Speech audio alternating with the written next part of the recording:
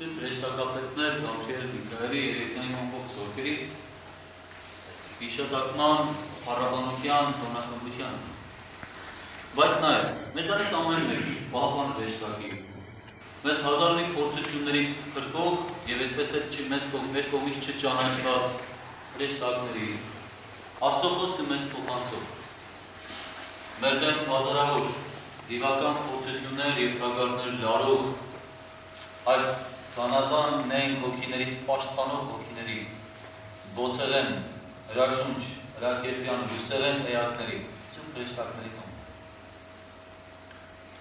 Մեզանից ամեն մեկը յուրովի, կարծում եմ, իր իսկ պահապան հրեշտակի հետ շփվելու, հարաբերվելու հետ ունեցել։ Ես ընդամենը մի դեպք կարող եմ հիշել Սուրբ Հայրերի վարքից, երբ պատմվում է, որ հրեշտակների ուղեկցության ամեն պատարագին Քրիստոս ինքը գալիս և իր կողքից է արյունը իջնում այն բաժակի մեջ, որ իսնենք ճաշակում են։ Եվ պատմվում է, որ մի անարակ կին կար, որը երբ ուզում է փորձել, որ մեղքի մեջ ընկած քահանան, այդ ոնց է համարձակվում գնալու պատարագ փոխել, գալիս է պատարագ և տեսնում է, որ իր ճանաչած քահանան կապված է Հովհաննիսյանը և պատարագ մանուցում է հրեշտակը։ Այդ մենակ ինքն է։ Մենք մտերիմ հոգևորականները մի երկրպես քահանաներ ունեն։ Ասում են, պատարագից առաջ չղայնանում ես, ասում է, որորը որ չղայնանում են վերջ ասեցին։ Ասում է, ես իմ ներսում ասում եմ, հաջողություն Տերաչյան, այսօր էլի քո փոխարեն Տերը կանեն հրեշտակն պատարագ։ Բայց ինստես այնպես պատարագը սուրբ է մնում։ Սուրբ է մնում իսկ գերագույն նպատակով, որն է Աստծո փրկությունը վերականգնելուն է։ Այն ինչ որ Քրիստոս արեց մեզ համար, մենք ամեն կիրակի գալով Քրիստոսի մարմինի հարյունը սրբագործված հաստուգիրին ճաշակելով կարողանում ենք կրկին վերականգնել մեղավոր վիճակից, որ ծնկած վիճակն է, ընկած վիճակն է, ցեխոտված վիճակն է, նորից կաննելու, նորից հառնելու, նորից երիտասարդանալու իրեսակ, նորից կոտրած ոտքերը բժշկելու, նորից մեռած բնությունը հարություն տալու։ Եվ դա տեղի է ունենում միայն Քրիստոսի հետ հաղորդություն։ Հրեշտակները մշտապես սպասարկող հոգիներ են Աստծո, որտեղ Քրիստոս այնտեղ հրեշտակն է։ Քրիստոս մի հետաքրքիր օրինակ է տալիս անապատի փորձության ժամանակ։ Երբ սատանան գալիս փորձում է իրեն, այնպես ինչպես բոլոր մարդկանց, մոտենում է 3 կարևոր այսպես կետերով, որն է առաջինը։ Ֆիզիկական իմաստով երբ ստում է քաղց զգաց նյութի վրա է, այնպես ինչպես որ շատերն են, ուտելու, այնպես ինչպես պապս կասել, մի փոր հացի համար կռիվ տալիս, չէ, դրա պատճառով հաճախ ընդունում։ Քանի մարդ գիտեք, որ այդ մի փոր հացի արդարացումով է, հազարամյա անօրենություն գործում, հազարամյա խարդախություն անում, կաշառ վերցնում, սրան նրան զրկում, կամ այն վատ բան անում։ Մի կտոր հացի։ Եվ Քրիստոս ասում է ոչ միայն հաց։ Չար հրեշտակներ են փորձում։ Երկրորդ չափանիշը գալիս է Քրիստոսի հրաշագործ լինելու, այդ որ մի այս մարդկանց երեսին է գեղեցիկ կերպով թոստ փչելու, որ քեզ կտղից քիչ վերևից եւ գրված է, որ հրեշտակները քեզ կպահեն, ոտքը կկարի չի անում։ Հրեշտակը մյուս հրեշտակներին է մեջ գրել։ Քրիստոսի մեջ մարդկային սնապար բանը դիտել տալով, այնպես ինչպես որ շատերն են, չէ՞, այս ինչ բանը որ անես, իրես կամիս ճանաչ։ Գիտես դրանից հետո ինչ դեռներ կբացվեն տալեջ։ Գիտես կարիերային ինչպես բարձունքների կհասնես։ Գիտես ինչ կլինի։ Այդ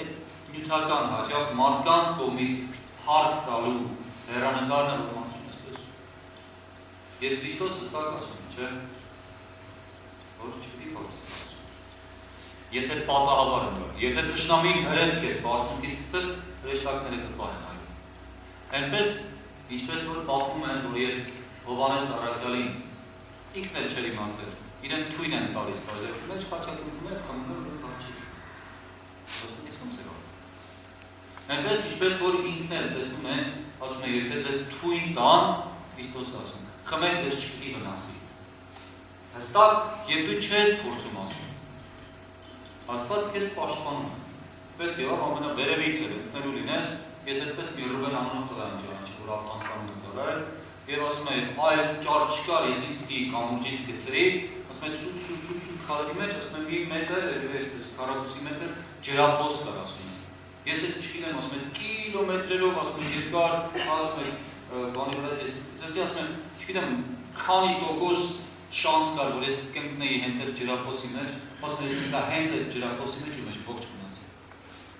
Այնպես ինչպես որ ինձ պատմեցին, կարծեմ Աջափնյակում, որ ամբողջ բակ ասֆալտ է, մենակ մի քառակուսի մետր կա, որ սենքի տակ հող է, 8 ամսական երեխան չէր, որ լուսամուտից ընկել էր, 8-րդ հարկ, 9-րդ հարկից։ Ընկել էր հենց այդ հողի վրա և ոչինչ չէր եղել։ Ինչպես է սա լինում։ Եվ հետևաբար, երբ մենք նայում ենք երրորդ տեղը, երբ Քրիստոսին ասում են ուղղակի, արի և երկրպագիր ինձ, և ես ամբողջը քեզ կտամ, Քրիստոս ասում է, գրված է, որ միայն քո տերասուն պիտի պաշտես, քո տերասուն պիտի երկրպագես։ Եվ դրանից հետո ինչ է տեղում, հիշում եք։ Հրեշտակները եկան և սրտից սպասարկել։ Սա միայն Քրիստոսի դեպքը չէ, Քրիստոս մեզ ցույց տվեց ճանապարհը։ Ուզում եք, որ այն երկնավոր փառավոր էակները կան ու ձեզ պաշտպանին են, ուրեմն միայն տերասուն պաշտեք, ուրեմն միայն Աստծո նկատմամբ անկեղծ, անմնացորդ, բացարձակ սեր և վստահություն ունեցեք։ Եվ այդ ժամանակ Աստված պիտի գա, բայց խոնարհության մեջ Աստված։ Մենք հաճախ հպարտանում ենք մեր հավատացյալներին։ Մենք հաճախ հպարտանում ենք, որ մենք Քրիստոսին ճանաչում ենք, հավատում ենք, դու կանոններում չգիտեք ինձ։ Այս կարևոր է որ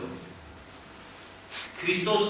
այդ վեճի, այդ բանավեճի, այդ փորձության մեջ հպարտության խնդիր ոչ մի տեղ չդրել։ Ասաց դու գիտես ում եք գործում ես, ես Աստծո որդին եմ։ Դու գիտես ես ով եմ, չասեց չէ՞ իսկ։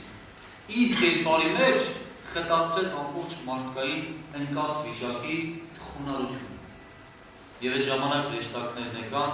և սկսեցին սպասարկել։ Եվ դրա համար այսօրվա ընթերցումները, որոնք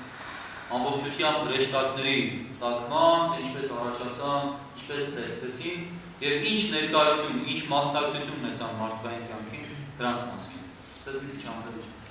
ընթերցումները մի քիչ։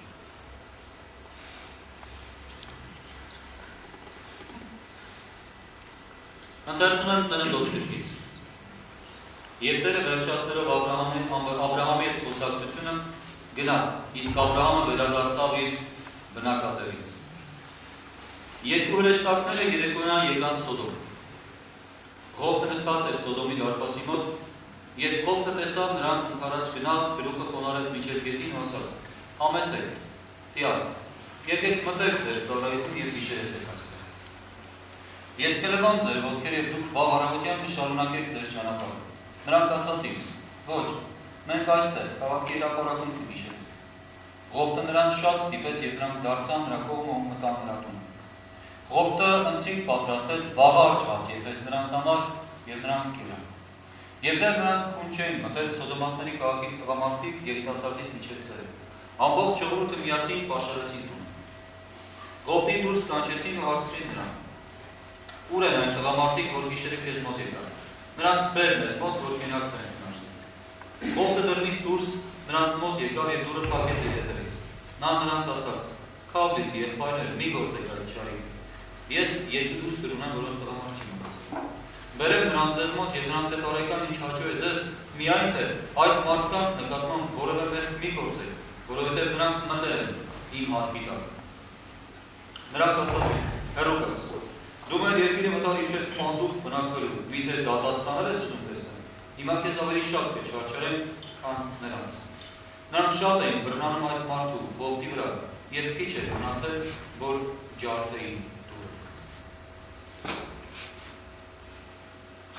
Ներսի մարդիկ իրենց ձեռքերը մեկնելով Հովտին իրենց մոտ տուն քաշեցին և տան դռները փակեցին։ Դրան մոտ գտնվող մարդկանց փոքրից մինչև մեծը կուրացրին և սրանք հոգնեցին դուռը ընտրելուց։ Ընթերցում եմ Հոբի գրքից։ Որտեղ էիր դու, երբ ես երկրի հիմքերն էի գցում, ասա ինձ, եթե խելամիտս էր իմաստուն։ Ով է սահմանել դրա չափը, եթե գիտես կամ ով է լար գցել դրա վրա։ Ինչի վրա է հաստատվել օղակը դրա, ով է դրել անկյունաքարը։ Երբ աստղերը ցինության եղան, աստղերի բոլոր հրեշտակները մեծաձայն օրհնեցին ինձ, իմ բոլոր հրեշտակներն էլ գովեցին։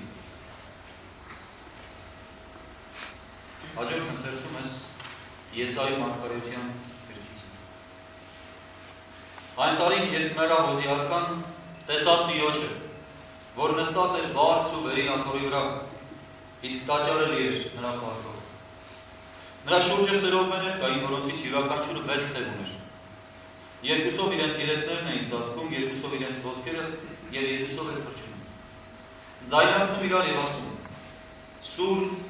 Սուրբ, Սուրբ է զորությունների Տերը, և ամբողջ երկիրը լի է նրա փառքով։ Կանչողների ձայնից դրան բարավորը վեր բարձրացավ ու տունը ծխողվեցվեց։ Եվ ես ասացի. Վայ ինձ, ես մի տառապած մարդ եմ, ինչու եմ ապշած կանգնել մնացել, չէ՞ որ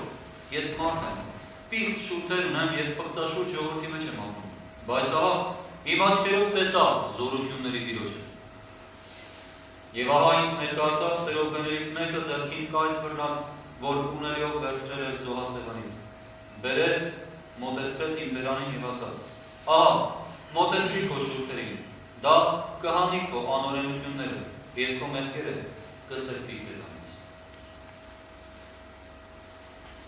Ընթերցումս Եզեկիելի մարգարեությունից։ 30-րդ տարում 4-րդ ամսին ամսվա 5-րդ օրը ես Քոբար գետի գերեվարվածների մեջ էի, երկինքը բացվեց և ես Աստծուն տեսա մի տեսիլքի մեջ։ Ամսվա 5-րդ օրն էր, դա Հովակի մարգարեի գերության 5-րդ տարին էր։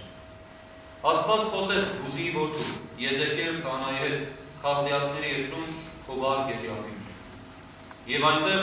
Տիրոջ ձեռքը հանգչեց ինձ վրա ու տեսա, որ ահա հյուսիսից մի հող բարձրացած գալիս էր, մի մեծ ամպ էր նրա հետ,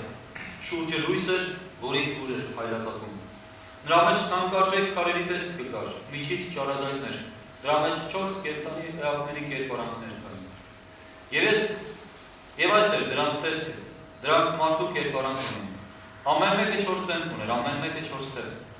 Նրանց ազդրերն ուղիղ էին, ոտքերը թևավոր, կճկակները նման էին որդերի կճկակներին և դրանցից կայծեր էին թափվում, ինչպես պղնձի փայլատակումներից։ Նրանց թևերն արագաշարժ էին։ Նրանց թևերի տակ 4 կողմերում մարդկային ձեռքեր կային։ Նրանց երեսները 4-ն էին, 4-ի թևերն էլ կցված էին միմյանց։ Գալալիս երեսները հետ էին դարձնում, յուրաքանչյուրն իր դեմքի ուղղությամբ էր ընթանում։ Նրանց 4-ի էլ դեմքի տեսքը աչից մարդու և առյուծի կերպարանք ուներ, իսկ ձախից եզան և արծվի կերպարանք։ Այս էր նրանց տեսքը։ Նրանց 4-ի թևերը տարածված էին վերևից, յուրաքանչյուր երկուսն իրար էին կցված ու վերևից զույգ ծածկում էին նրանց մարմինները։ Եվ յուրաքանչյուրն իր դեմքի ուղղությամբ էր ընթանում, դեպի որ կողմը, որ հողմը քշում էր, նրանք այն կողմն էին գնում և ընթանալիս էլ շուրջ էին գալիս։ Կենդանի էակների մեջ բորբոքված հրի պես մի պատկեր կար, ասես շարժվող լապտերների պատկեր լիներ։ Կրակի լույս կար և այն կրակից փայլատակումներ էին սփռվում։ Եվ կենդանի էակներն արագ էին ընթանում ու թեթև պտտվում էին արեգակի պես։ Եվ ահա երկրի վրա 4 կենդանի էակների հետևից մի անիվ էի տեսնում։ Անիվների կերպարանքն ու դրանց կառուցվածքը ոսկեքարի տեսք ունեին։ Թե 4-ի տեսքը, թե նրանց պատկերն ու կառուցվածքն այնպես էին, որ կարծես թե անդի մեջ անիվ էր պտտվում։ Նրանք իրենց դեմքերի 4 ուղղությամբ էլ ընթանում էին ու հետ շուրջ էին գալիս։ Բարձր էին։ Նայում էին նրանց ու տեսնում, որ նրանց թիկունքները 4 կողմերում են, լիքն են աչքերով։ Կենդանի էակներն ընթանալիս անիվներն էլ նրանց հետ էին գնում, իսկ երբ երկրից բարձրանում էին, անիվներն էլ էին բարձրանում։ Դեպի որ կողմը, որ գնում էին ամպն ու հողմը, կենդանի էակներն էլ էին ընթանում։ Եվ անիվներն նրանց հետ բարձրանում էին, որովհետև այն անիվների մեջ կենդանի ոգի կար։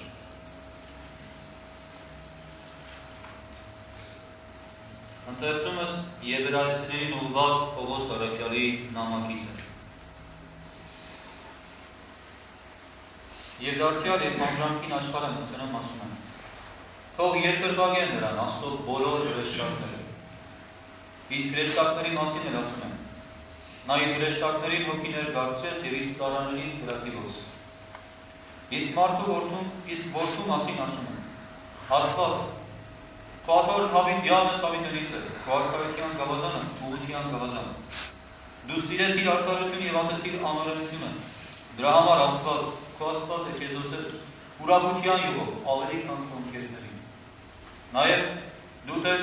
սկզբից երկիրը հիմնեցիր եւ քո ձեռքերի գործն են երկինքները։ Նրանք կորստյան պիտի մատնվեն, բայց դու կաս եւ մնում ես։ Բոլորը պիտի մաշվեն որպես ձորձեր եւ որպես վերարկու։ Պիտի բոլորես նրանք հագուստի պես եւ նրանք պիտի բոլորվեն։ Բայց դու միշտ նույնն ես եւ քո տարիները չեն փոխասել։ Հրեշտակներից որին երբևէ ասաց. նստիր իմ աջ կողմում, մինչև որ քո թշնամիներին քո ոտքերին պատվանդան դարձնեն։ Չէ՞ որ բոլորն էլ սպասարկող հոգիներ են, որոնք ուղարկվում են, իսկ սպասավորություն նրանց, որ ժառանգելու են փրկությունը։ Սիրելիներ, երբ մենք գնում ենք հիվանդներին այցելության եւ հաղորդություն պիտի տանք, հատկապես երբ մենք վերջին թոշակի կոչում, այն մարդուն, որ վերջին է, այս անգամ հաղորդություն ենք տալիս, այդ ժամանակ մի հատված կա, որ ընթերցում մենք, որը լսեցինք, որտեղ Եսայի մարգարեն նկարագրում է, թե ինչպես տեսավ զորությունների Տիրոջը, որտեղ անհամար է հրեշտակների բազմությունը գովերքում, բարձրաձայն կերպով ասում, փառաբանում եւ երգում են սուրբ զորությունների Տերը։ Եվ այդ նույն դրվագը մենք ընթերցում ենք հենց այդ մարդունը, որ լսում են։ Եվ ասում են, ինչպես Եսայի մարգարեն ընթերցում եւ ասում է հրեշտակներից մեկը կայծը մոծեցրեց իմ շփթունքներին եւ ասեց, չէ, որտեղ ես մեղավոր վիճակս խոստովանես, ասեցի, պիծ մարդ եմ, պիծ շփթունք ունեմ, ապրում եմ պղծաշուչ ժողովրդի մեջ։ Եվ դրա արդյունքում մաքրվեց իմ պղծությունը։